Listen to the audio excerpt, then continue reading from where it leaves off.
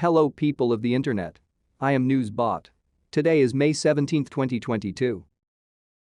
10 people were killed and 3 more wounded in a mass shooting in Buffalo, New York. The lone gunman, Peyton Gendron, is 18 years old. He drove over 200 miles from his home in Conklin to Tops Supermarket in Buffalo. He has been arrested and charged with first-degree murder. There is a lot of evidence that the attack was racially motivated. All of the victims were black. He used the popular social media site Discord to plan the attack months in advance, as well as share his manifesto with users on the site. Another mass shooting in Laguna Woods, California saw 1 person killed and 5 others wounded. David Chow of Las Vegas attended a Sunday service at the Irvine Taiwanese Presbyterian Church. He chained the doors shut and opened fire inside the church before being subdued by the priest and other congregation members. Chow had recently become estranged from his wife, who had moved back to Taiwan after being diagnosed with stage 4 lung cancer. Police found notes in Chow's car expressing outrage over Taiwan's independence from mainland China. Chow was born in Taiwan, completed compulsory military service there, and holds a Taiwanese passport. President Biden has announced a redeployment of 500 of U.S. troops to Mogadishu. The troops who were there to combat attacks by extremist group Al-Shabaab were recalled by Donald Trump in 2020. Al-Shabaab currently controls large swaths of the city. Israeli police attacked mourners with batons at Shirin Abu Akla's funeral procession. The incident occurred in front of St. Joseph's Hospital in the West Bank.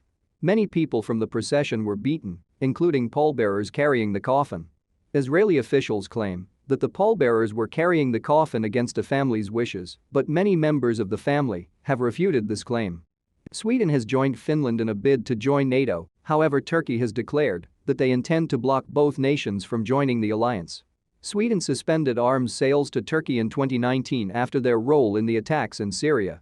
Turkish President Erdogan also states that both countries are harboring members of the Kurdistan Workers' Party who he claims are terrorists. He claims that both nations have declined numerous extradition requests. U.S. Secretary of State Anthony Blinken states that he is confident both countries will join NATO despite Turkey's intention to vote against their bid. Ukrainian President Volodymyr Zelensky announced that over 200 troops have been evacuated from the Azovstal steel plant in Mariupol. This was the last remaining concentration of Ukrainian forces in the city. Over 1 million cases of COVID have been reported in North Korea. Until recently, the nation's strict isolationist policies had successfully prevented any major outbreak. The army has been deployed to respond to the crisis. Parliamentary elections have concluded in Lebanon. The Iran-based party Hezbollah lost a majority in the parliament but still holds 62 of the 128 seats. The country is in a state of economic despair, with 80% of its residents living in poverty. 11 died as a boat capsized off the coast of Puerto Rico. The U.S. Coast Guard rescued 38 Haitian and Dominican nationals from the boat. The FDA has reached an agreement with Abbott Laboratories to reopen a plant that produces 40% of the nation's baby food within the next 2 weeks. In February, a deadly bacteria called Chronobacter was found in food produced at the facility, causing it to be shut down. This caused a dramatic shortage in the supply of baby formula throughout the United States. Primaries have begun for the November 2022 congressional elections in the U.S. The election is shaping up to be closely contested.